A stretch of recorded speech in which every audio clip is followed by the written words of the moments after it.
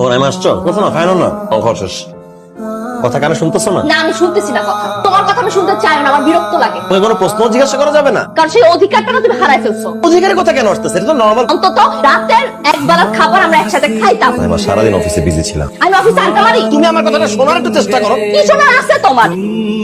ঘুম থেকে উঠে অফিসে যাবে না? কয়টা বাজে? তার উপরে হয়ে গেছে তো। তুমি যে তুমি আমাকে জানাবা না। আমি নিজেই তো টের পাই না। তুমি ট্রেন না পেয়ে রেডি হয়ে বসে আছো তাই না? আজকে বের হন কখন? কেন? আমরা কি একসাথে যেতে পারি? হ্যাঁ